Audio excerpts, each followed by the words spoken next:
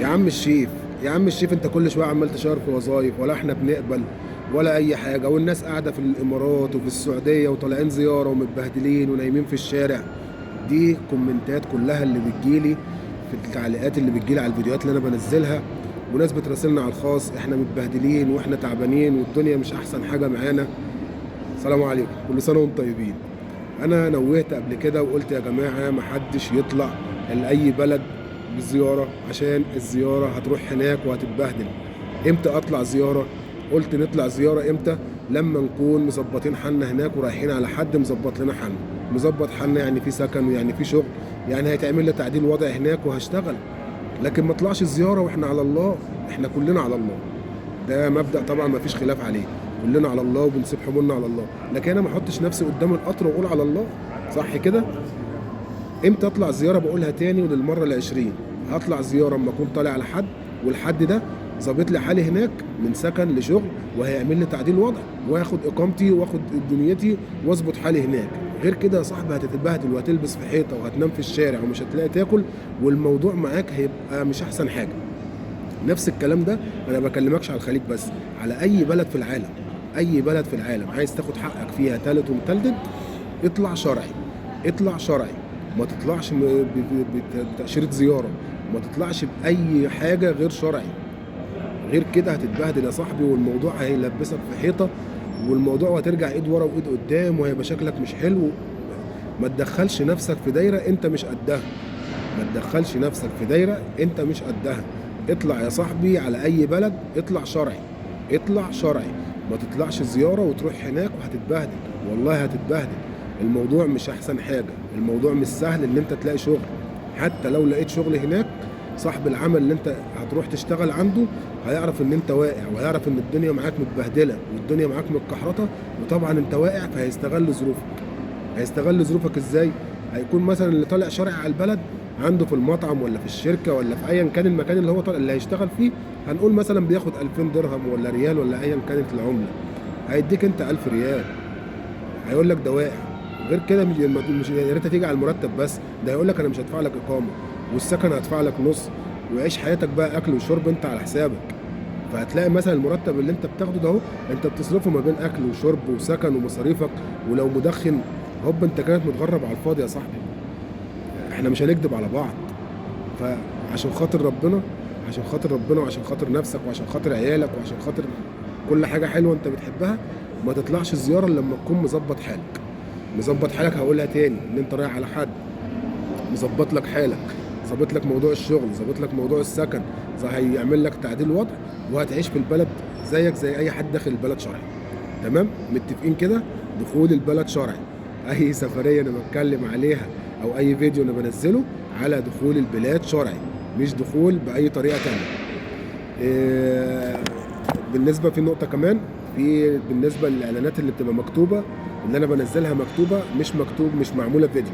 الاعلانات دي انا برضو زي ما قلت، بقول ان انا مشترك في كام جروب وظايف كده، بينزلوا وظايف في مطاعم في مصر، في شركات، في مجالات كتير.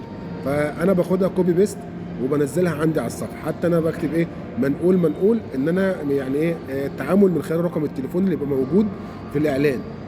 فانت ما تخشش تعلق وتقول لي تفاصيل، وتخش تقول لي وتبعت لي السي في بتاعك، او تحط لي رقم تليفونك، او انا سايب لك رقم تليفون في الاعلان. فالطبيعي كده ان انا التواصل من خلال رقم التليفون اللي في الاعلان. ابعت سي في بقى، كلمه، شوف انت هتتواصل معاه ازاي. بس انا برضو ما بيبقاش ليا يد ان انا اقول لك مثلا لا المرتب كذا، لا العنوان كذا، لا. ابعت تفاصيلك واعرف تفاصيلك واعرف دنيتك كلها من الرقم اللي بيكون مكتوب في الاعلان. وفي ناس بتكتب اعلانات شركتها في التعليقات بتاعتي. يعني مثلا في شيف كده جميله قوي بتعمل اكل من اسكندريه، هي بتعمل اكل، فنزلت كومنت عندي على فيديو كنت منزله. هي الحمد لله عارفه ان انا الفيديوهات بتاعتي بتجيب كومنتات كتير، فحبت تعمل دعايه للشركه عندها، طبعا على راسي وعلى دماغي، وانا اتشرفت طبعا ان حضرتك علقتي عندي. دي الواحد ما بيتكلمش فيها ولا اي حاجه. فحابب تعمل اعلان لشركتك عندي على في الكومنتات، حابب تعمله في الصفحه عندي ابعتهولي، حابب تعمل اي حاجه كل لوجه الله ورزق ترزق. تمام كده؟ في ناس بتقول لي انت ما بتردش على التعليقات. لا، انا الحمد لله التعليقات ورد على الخاص انا هو تعليق واحد برد بيه على الخاص، ان انا ببعت لك، ان اقول لك ان الصفحه دي معموله لوجه الله، وببعت لك لينكات الصفحات، وحاطط لك الفيديو اللي انا بشرح فيه ازاي تقدم وكل التفاصيل بتاعت الصفحات عندي، وازاي تسافر وازاي تقدم وازاي تعمل كل حاجه، انا ببعتها لك على الخاص. بالنسبه للتعليق انا بعلق لك، حتى بقول لك اللينك موجود في وصف الفيديو في اول تعليق لون ازرق، وبحدده لك لون ازرق، وبكتب لك بالتوفيق عشان ما حدش يقول لي انت ما بتردش وما بتعملش وانت بقى عندك غرور وايجو والكلام ده. الحمد لله انا ما عنديش الكلام ده. تمام كده. في ناس بتتكلم برضو عايزه رقم تليفونك. انا قلت قبل كده يا جماعه انا مش هفيدك غير في موضوع السفر ده غير بالاعلان. انا هقول لك خد الاعلان اهو، في سفريه في البلد الفلاني، في شركه في البلد الفلانيه، اللينك اهو والابلاي اهو والوظيفه اهي، خد يا عم اتعب وقدم وعيش. انا مش هفيدك في الموضوع بتاع السفر ده غير ان انا اقول لك الاعلان اهو، لكن انا مش هينفع اتوسط لك ولا اقدم لك ولا هفيدك باي حاجه غير اقول لك ان في اعلان. فانا مش هينفع اديك رقم تليفوني. انا حطيت في اول ما كنت عامل الصفحه دي حطيت رقم تليفوني على الواتس والمصحف، ما كنت بنام طول النهار وطول الليل وانا في شغلي، انا عندي شغلي برضو مش فاضي يعني. تمام كده. وفي ناس برضو بترجع تتصل على ماسنجر، يجي تتكلم تتصل بيا الساعه 1 و2 و3 بالليل لغايه ما بقى. المشكله ان انا مش هينفع اقفل تليفوني عشان شغل. تمام كده. يقعدوا يتصلوا على الماسنجر يا عم، وبكون باعت له رساله، يعني انا بكون باعت له رساله بقول له يا عم انا مش هفيدك غير بالاعلان. الطرق التواصل بتاعت المكان انت تتصل عليها اهي، الاعلانات اهي، الصفحات اهي، كل حاجه اهي.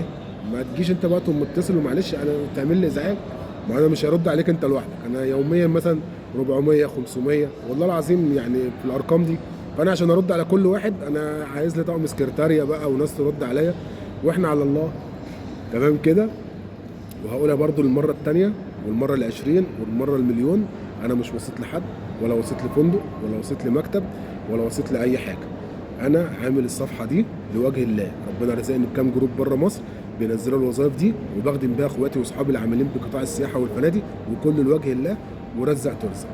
تمام كده. كل سنة وانتم طيبين، أتمنى أكون أفدتكم، ورزق ترزق.